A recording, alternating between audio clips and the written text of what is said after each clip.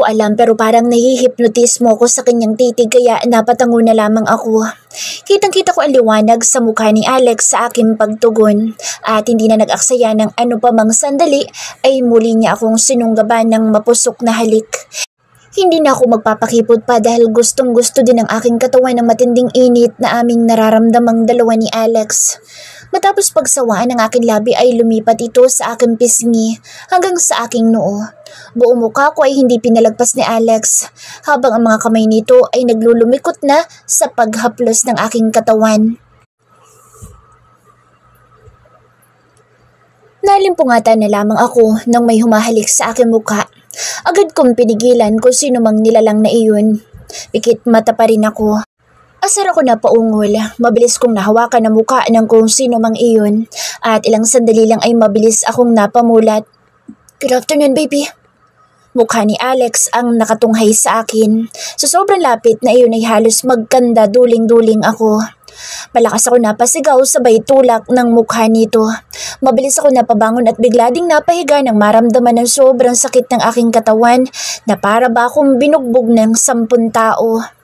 Napakagatlabi na lang ako nang maramdaman ng sobrang sakit ng aking flower. Just take a rest, baby. You still sore. Malambing ang boses ni Alex sa akin. Umupo ito sa aking gilid at marahan na hinaplos ang aking likod. Ramdam ko pa ang aking kahubdan at tanging makapal na comforter lamang ang nakabalot sa akin. Masamang tingin ang ibinigay ko dito. Ano ginawa mo sa akin? Kung alam ko lang na ganito pala kasakit, edi sana... Naputol ang aking pagsasalita nang magsalita si Alex. I'm sorry, baby. Do you want me to check on you? O gusto mo ba pumunta na tayong ospital? May pag-aalalang sabi ni Alex na walang humpay sa paghaplos sa katawan at mukha ko. Marahas akong napalingon sa kanya. No! Nakakahiya sa dalawang suggestion nito. Kahit pa may nangyari na sa amin dalawa, langya parang hindi ko makaya na tititigan ito ang perlas ko. My gosh, paano pa kung doktor ang susuri sa akin? Baka ikamatay ko na lang ang sobrang kahihiyan. I can't never imagine someone checking on my own. But why? Malakas akong umiling. Ayoko, iinuman ko na lang ito ng gamot. Napatigil ito. Maya-maya ay tumayo. Okay, baby. Nagtaka sa sagot nito pero muntik pa akong tumili nang walang ano-ano'y binuhat nito ako nang walang saplot. Ipinasok nito ako sa loob ng banyo at marahang ibinaba sa bathtub. Napapikit na lamang ako dahil sa sarap ng maligamgam na tubig. Kanina mo pa ba ito inihanda? Tanong ko dito at tumingala. Yeah, I always check this for about 6 times para pagising mo'y maginawaan ka, baby. Itinukod nito ang dalawang braso sa magkabilang gilid ng bathtub at tumapat ang mukha nito sa akin. Thank you. Halos maduling ako sa sobrang paglapit ng mukha nito sa akin. It is my duty to serve you, baby. Sabay halik nito sa akin labi. Napaawang na lamang ang aking bibig dahil sa bigla ang halik nito sa akin. Tinugunan ko ang masarap na halik kung kaya ay napayakap na lamang ang aking mga braso sa batok ni Alex. Kapwa kami hinihingal nang naghiwalay ang aming mga labi. I badly wanted to take you, baby, but you need to heal. Paus ang boss nito at mapungay ang mga mata. Napakagatlabi na lamang ako dahil bigla din akong nahiya.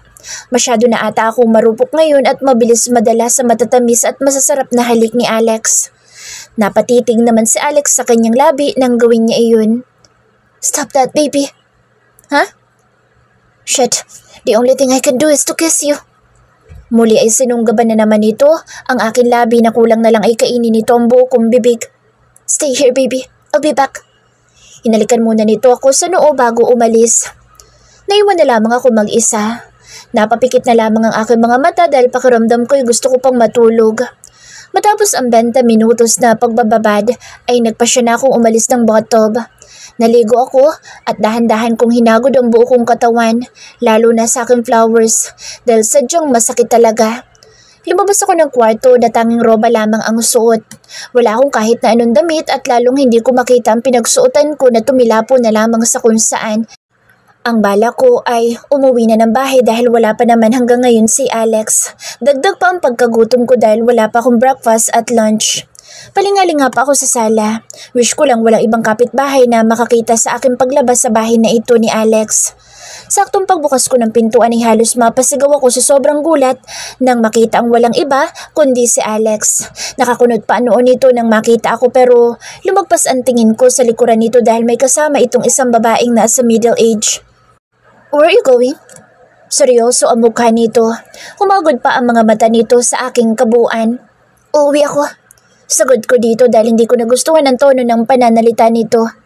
"Balik." Utos nito. "What?" Hindi ito sumagot bagkus ay pumasok ito at tinawakan nito ang braso ko. Gusto ko sanang mainis dahil parang bumabalik na naman ang ugali nito na akala mo'y kung sinong diktador. "Follow us in our room, Dr. Ocampo." Nilingon nito, saglit ang babaeng kasama nito na tinawag na doktora. Napatikwas na lamang ako ng kilay dahil hindi ko maintindihan ang mga pinagsasasabi nito. Wala na ako nagawa nang makabalik muli ako ng kwarto. Nagulat na lamang ako nang ipahiga ako ng doktora. "Sandali, ano po bang gagawin niyo?" Parang bigla akong kinutuban. "I'm going to check you, Iha. Don't worry." "What?" Nalalaki ang aking mga mata nang ibuka na ng doktor ang aking dalawang hita, habang si Alex naman ay nasa aking tabi at hawak ang aking kaliwang kamay. Para akong nanganganak sa style ng itsura namin. Hindi ko na magawang magsalita dahil hiyang-hiya na ako nang maramdaman ko ang kamay ni doktora na may suot na ng guwantes. Napapikit na lamang ako. Nagsasalita ang doktora at si Alex ang sumasagot. Parang gusto ko nalang lumubog sa aking kinahigaan sa sandaling ito. Matapos akong suriin ay binigyan ako ng pampahid at gamot ng doktora. "You should be healed for about 7 days without any intercourses." "What? 7 days?" Mukhang hindi nagustuhan ni Alex ang sinabi ng doktor. Halos masapak ko na ang kurimaw na ito dahil sa kahihiyan. Anong balak nito? Meron pang kasunod? No way. Sobrang sakit kaya. "Pwede po bang for a lifetime?" Parehas na natigilan si Doc at Alex. Ilang sandali pa ay humalakhak ang doktora, habang si Alex naman ay mukhang hindi maipinta ang mukha. "Kayo talaga? Ganyan talaga mga couple. Oh shit, mauna na ako. Masyado kasing makulit itong batang ito at sinundo pa ako para sigurado magamot kita." Napapailing na lamang ang doktora. Ilang minuto pa ay nagpaalam na rin ito. "What?" Takang tanong ko kay Alex. Sobrang seryoso kasi na mukha nito na para bang anumang oras ay mananakmal na ito. "Hindi ko nagustuhan na sinabi mo kanina." Parang may pagtatampo pa nitong sabi. "Ano ba sinabi ko kanina?" Patay mali siya kung tanong, pero parang nakuha ko na. Aasarin ko na lang ito bilang ganti sa pagwasak nito sa aking flowers. Tumalikod na lamang ito sa akin. Naririnig ko mahina nitong pagbulong na hindi ko maintindihan at tanging pagmumura pa ang naiintindihan ko. "Come." Masungit na itinayo ako nito. Bumaba kami papuntang kusina na nakasuot lang ako ng roba. Hindi ako nito iniimikan talaga pero nagulat pa ako nang may pagkain na pala sa lamesa na mukhang binili niya pa sa isang sikat na restaurant. Pinainit muna nito ulit ang pagkain na mukhang kanina pa binili. Ito na rin ang naghain ng pagkain sa aking pinggan. Wala akong imik habang kumakain na ako ng mag-isa. Samantalang ang akin nasa harapan ay busangot at madilim pa rin ang muka na binabantayan ako sa pagkain. Mabuti na lamang at sobrang gutom ako at hindi ko na pinansin ang pag-iiba ng anyo ng lalaking kurimaw na ito. Nakatihay ako ngayon habang nakatitig sa kisame ng aking kwarto. Matapos ko kasing kumain ay sinamahan pa akong ihatid pa uwi ni Alex na akala mo'y nasa malayong bundok pa ako uuwi. Kung todo pa ito yakap sa akin at kulang na lang ay pagsusuntukin ng mga mata ng mga lalaking napapatingin sa aming gawi. Lalo na sa akin na ang suot lamang ay roba at wala ng kahit na anong underwear. Hiyang-hiyaman ay umayos ako ng lakad at baka masilipan ako, lalo pa at masyadong mahangin at ramdam ng aking flower. Mabuti na lamang at sobrang laki ng katawan ng kurimaw na ito at kahit paano ay para ako may savior. Hindi pa ito talaga umalis sa aking harapan hanggat hindi ako nakakabihis. Nagalit pa ito ng bala ko sanang isuot ay sando at short. Ito pa ang pumili ng aking isusuot. Malaking t-shirt at pajama pa. Muntik pa kami magtalo dahil lang doon. Mabuti na lamang at may tumawag sa cellphone nito na mukhang importante kaya nagpaalam ito sa akin. Kung makapagbilin pa sa akin, akala mo ay kung sinong batas.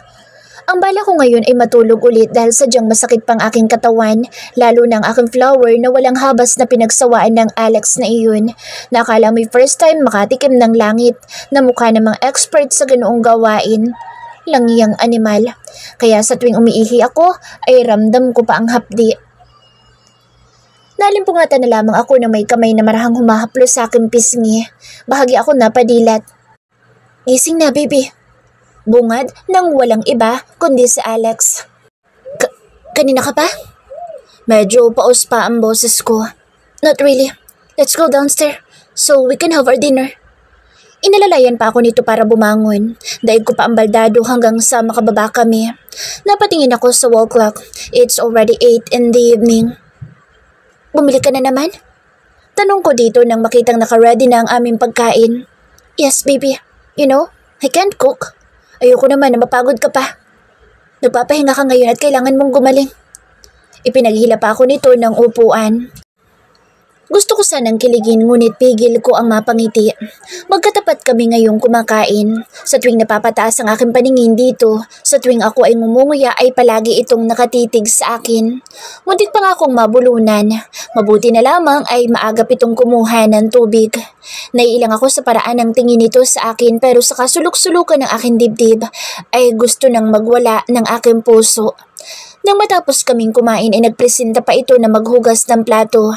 Kaya hinayaan ko na lamang ito at ako ay naupo sa aming malambot na sofa.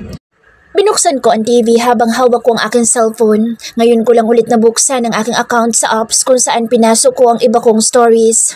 Napaawang na lamang ang aking bibig na makita sobrang daming notification. Mas lalo kasing dumami ang aking followers. At sobrang daming comments. May isang screen name doon na nakaagaw sa akin ng atensyon. The name was Irisk. Inisa-isa ko ang basa ng mga comment niya. Lahat naman ay puro heart emoji. Bawat chapter ay puro ganoon ang comment niya. Nag-thank you na lamang ako sa isang comment niya bilang pasasalamat dahil gumasto siya ng pera para lang mabuksan ang bawat chapter. Naramdaman ko na lamang ang mainit na hininga sa aking bato kaya napatigil ako. Paglingon ko ay saktong labi ang sumalubong sa akin, si Alex. So sweet. Isang matunog na halik ang aming ginawa. Lumapit ito sa akin para umupo. Nakayakap pa ang malaki at maugat nitong kaliwang braso sa aking katawan. What are you doing? Tanong nito sa akin pero ang mga mata ay nakatutok sa hawak kong cellphone. Ipinakita ko ang hawak ko at pinabasa ang mga comment. Na-touch lang ako sa isa kong readers. Ang dami niya kasing comment. Bawat chapter. Do you like it? Mababa ang boses na tanong nito. Super.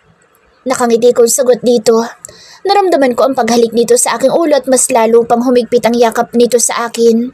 Ilang sandali pa kami ay niyaya na ako nitong umakyat sa aking kwarto. Iwan mo na ako para makapagpahinga ka na din. Nakita ko ang pagsalubong ng mga kilay nito.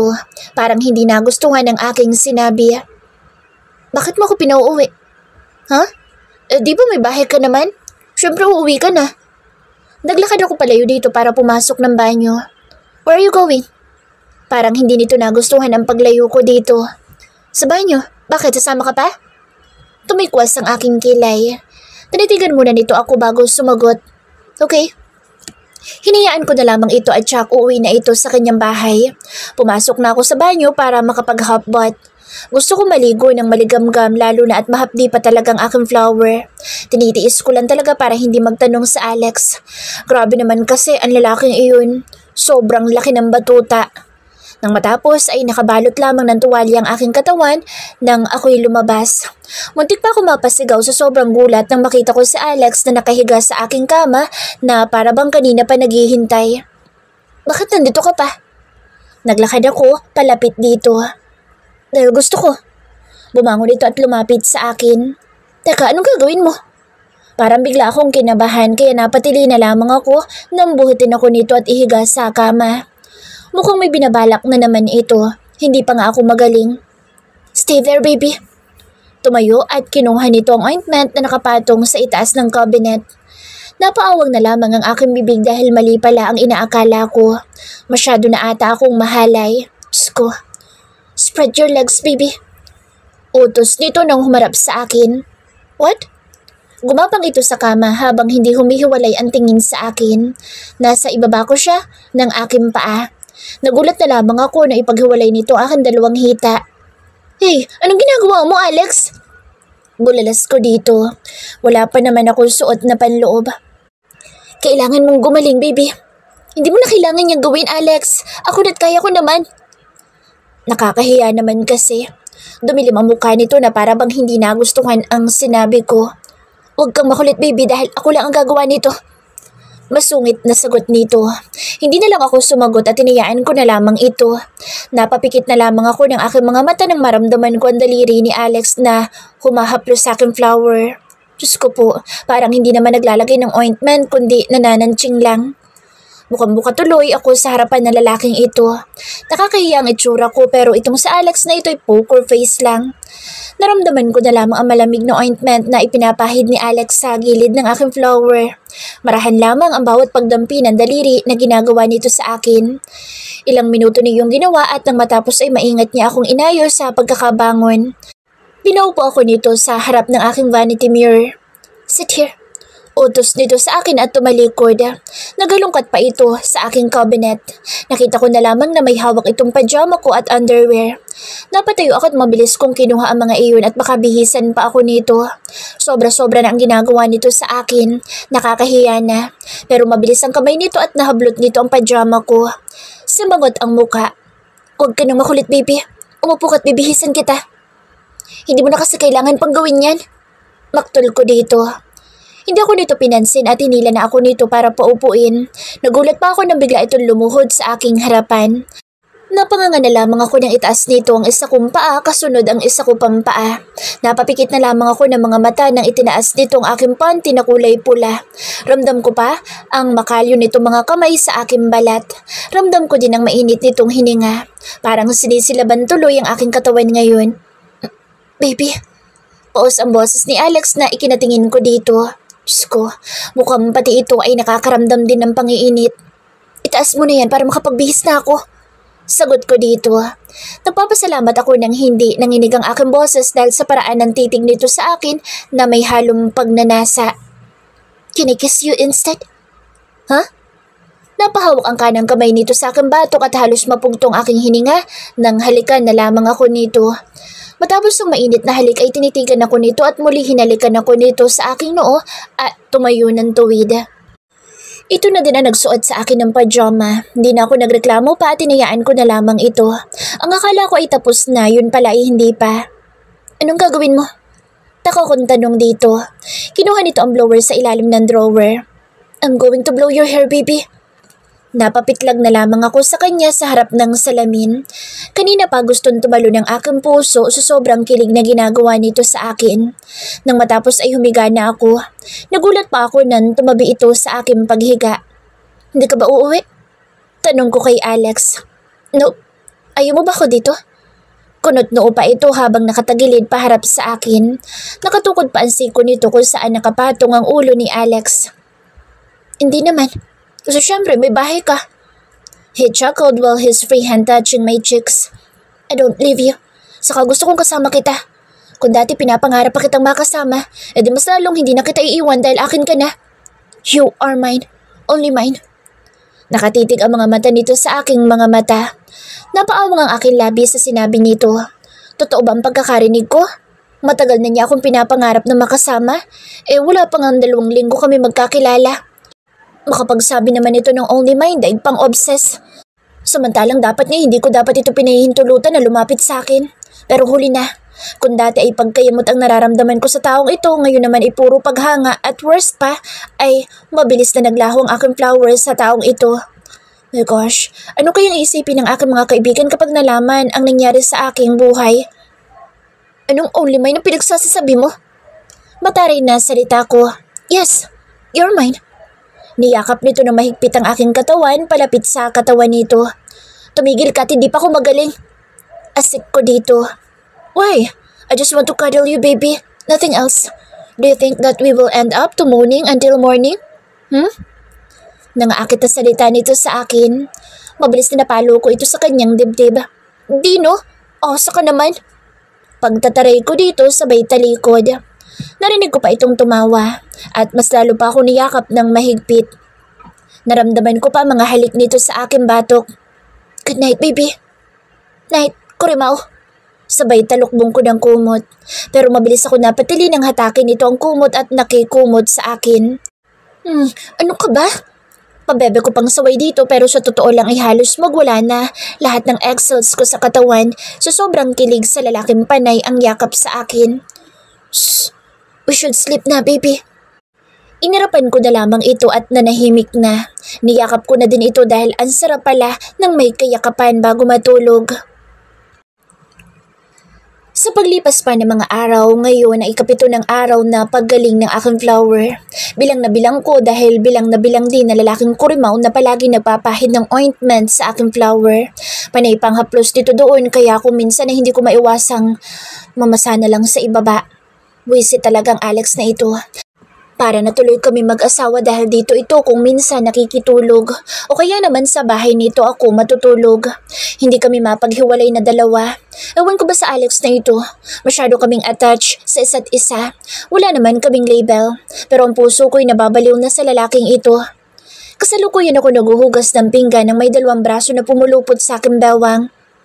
Alex! Saway ko dito. Huwag mo kong pansinin. Tapusin mo lang yung paghuhugas mo, baby.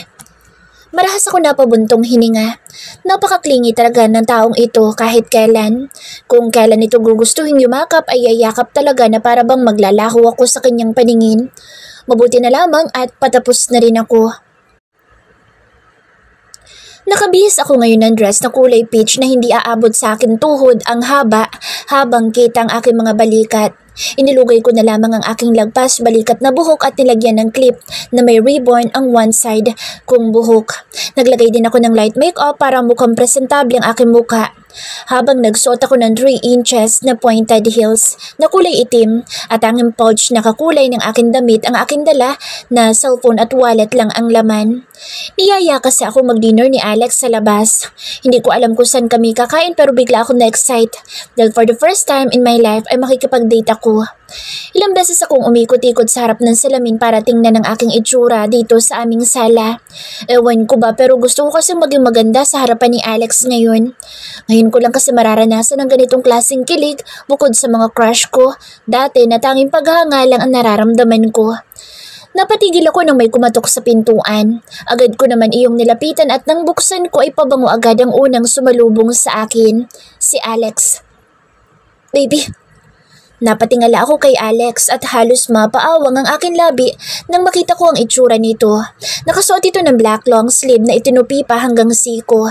Napaka-formal ng suot nito at malayo sa palagi nitong suot sa araw-araw na t-shirt and short or pants. Ang gwapo din ng mukha nito. Sobrang linis at halatang nag-shave ng balbas. Parang gusto ko tuloy matunaw sa paraan ng titig nito sa akin.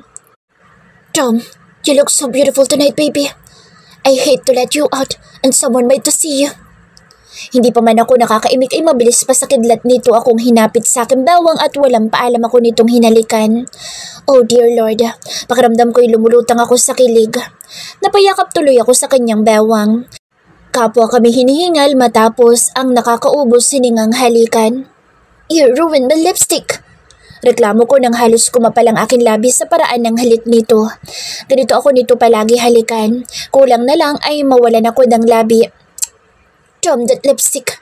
You don't need that because your lips is mine. Titig nito sa akin. Bigla tuloy tumibok ng malakas ang aking puso. Masyado talagang pa-fall ang bawat sinasabi nito sa akin. Sana lang talaga wag ako nitong paasahin o saktan at baka hindi makayanan ng aking puso na paunti-unti na itong nakakapasok sa akin.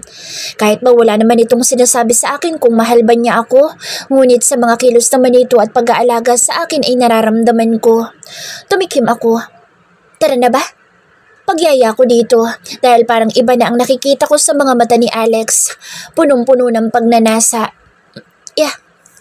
Nasa loob kami ngayon ng kanyang mamahaling sasakyan. Ngayon na lamang muli kasi ako lalabas ng bahay. Dahil nitong mga nakaraan ay hanggang bahay lang ako o sa bahay ni Alex. Ang pagkain naman namin ay kung hindi nito ipadideliver ay ito mismo ang pupunta sa supermarket at ako na ang magluluto. Kaya wala talagang panahon para umalis na kinasanayan ko naman talaga. Matapos ng 1 oras na pagbiyahe ay napatingala ako sa sobrang taas na building. Isa itong sikat na hotel and restaurant na tanging mga may-impluwensya mga tao o galing sa politika lamang ang nagpupunta sa mataas na gusaling ito. Ang McWright Luxury Hotel and Restaurant. Inalalayan ako makababa ni Alex at mahigpit niya akong hinawakan sa kanang kamay.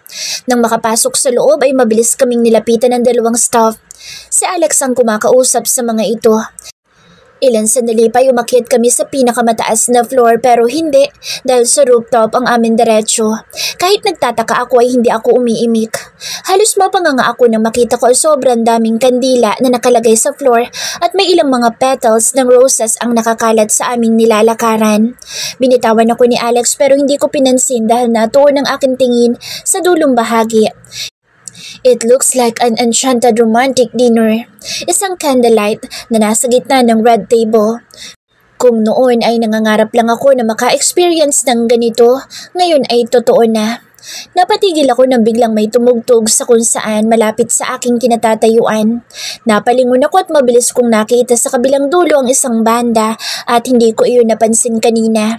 Pero halos manlaki ang aking mga mata nang makita ko si Alex na nakaupo sa gitna ng banda at nagsimula na itong kumanta. Literal akong napanganga nang marinig ko ang malamig at magandang boses ni Alex na kumakanta. Pakiramdam ko'y lumipad ang aking puso dahil ang inaawit niya ngayon ay paborito kong kanta. Parang gusto kong maluha sa kanta nito na tagos sa aking puso. Hindi ko na namalayan na tapos na itong kumanta at lumapit sa akin.